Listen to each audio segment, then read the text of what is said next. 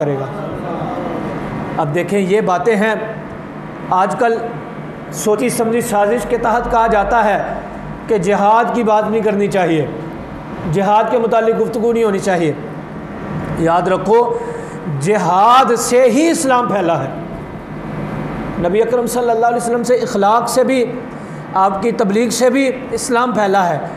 लेकिन उससे बढ़कर अगर इस्लाम के फैलने की सबसे बड़ी सूरत नज़र आती है वो जिहाद है। कुरान पाक में कई आयात मुबारका के अंदर जिहाद का जिक्र किया गया और जिहाद को मुसलमानों पर फ़र्ज़ करार दिया गया। आप देखें, जब सोची समझी साजिश के तहत ये कहा गया कि जिहाद नहीं होना चाहिए, जिहाद से दूर भागना चाहिए, अमन की बात करनी चाहिए। अमन की बात क्या है? नमाज रोज़े की बात होनी चाहिए, हज ज़कात की बात होनी चाहिए। ये जिहाद की बात जो करते हैं ना, वो अमन को दूर करते हैं। ये अमन वाले नहीं हैं, बल्कि ये लड़ाई झगड़ा करने वाले, ये कत्लो गारत करने वाले हैं। नऊज़ बिल्लाह। यानी अल्लाह पाक हुक्म इरशाद फरमा रहा है, मुसलमानों जिहाद को ना छोड़ो, जिहाद को थामे रखोगे तो अल्लाह तुम्हें इज़्ज़तें अता फरमाएगा। ये हदीस के अल्फाज हैं। लेकिन जब से मुसलमानों ने जिहाद को छोड़ा तो शाम भी लुट गया, जिहाद को छोड़ा तो इराक़ भी लहू लहू हो गया, जिहाद को छोड़ दिया तो अफ़गानिस्तान भी लुट गया, जिहाद को छोड़ा तो बर्मा में नहीं देखा मुसलमान बच्चियों को काट काट कर कबाब बना बना कर काफिरों ने खाया। क्यों? जिहाद को हमने छोड़ा। जिहाद का जो लफ्ज़ है वो अल्लाह को भी पसंद है, अल्लाह के महबूब को भी पसंद है। तुम्हें पसंद नहीं तो ना पसंद हो। जो सेकुलर लोग हैं, जो इस्लाम से दूर हैं, तुम्हें नहीं पसंद जिहाद का लफ्ज़, तुम ना नाम लो, तुम ना अपनी ज़ुबान से पुकारो, तुम ना जिहाद की तरफ आओ। लेकिन अल्लाह को भी पसंद है ये लफ्ज़, अल्लाह के रसूल को भी पसंद है। तो इसलिए मुसलमानों, जब से जिहाद का नाम लिया ना, नाम लेना छोड़ा है, आज हम पिस रहे हैं, हम ग़ुलाम बनकर रह रहे हैं, हम खादिम बनकर दुनिया में ज़िंदगी गुजार रहे हैं। वो लोग थे, है 313 थे, असला कम था, ताकत कम थी, लेकिन ग़ुलामी का तसव्वुर नहीं था, खादमी का तसव्वुर नहीं था, नीचे रहकर ज़िंदगी गुजारने का तसव्वुर नहीं था, बल्कि बुलंद होकर रहने का तसव्वुर था। बल्कि इस्लाम का ज़ुबान से भी, कल्ब से भी और अमली तौर पर इस्लाम का नाम लेकर ज़िंदगी गुजारने का तसव्वुर था। वो निकल पड़े, उन्होंने नहीं देखा कि हमारे साथ क्या होगा, हम तो कट जाएंगे। फिर मज़े की बात कि जो निकलने वाले थे ना, उनके मुकाबले में किसी का चाचा था, किसी का ताया था, किसी का मामा था, किसी का कज़न था, किसी का भाई था, करीबी रिश्तेदार थे। जो काफिर, कुरैश के काफिर, मक्का के काफिर जो निकले थे, ये जो मुहाजिर सहाबा किराम थे, इनके कई रिश्तेदार थे, मामे चाचे कई भी रिश्तेदार थे।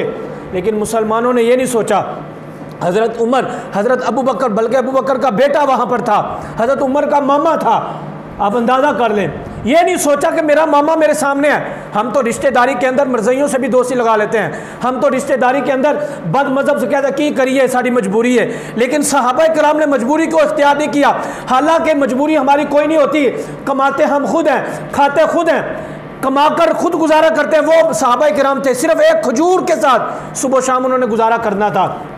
कुरान इस बात को बयान करता है वो तादाद में कम थे, कलील थे, कि रब की मदद ऐसी आई, फिर लोगों ने देखा। ता क़यामत लोग कुरान पाक की आयतें पढ़ पढ़ कर इसका तबसरा करते हैं कि कुरान ने कहा, अल्लाह फरमाता है, मैं 1000 फरिश्तों की सूरत में बदर में तुम्हारी मदद करूँगा, तुम अगर चाहोगे तो मैं 3000 फरिश्ते, फिर कहा 5000 फरिश्ते। वो कब आती है मदद?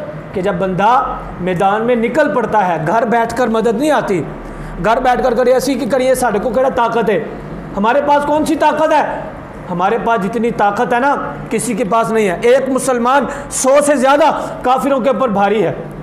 तो इसलिए जो लोग कहते हैं ना जिहाद का नाम नहीं लेना चाहिए, मेरे और आपके नबी सल्लल्लाहु ताला अलैहि वसल्लम का फरमान है कि मुसलमान जिहाद को थामे रखेंगे तो अल्लाह इज़्ज़तें अता फरमाता रहेगा। तो इसलिए बात तो फिर करनी पड़ती है ना, बात तो करनी पड़ती है कि मुसलमानों की आज इज़्ज़त नहीं है।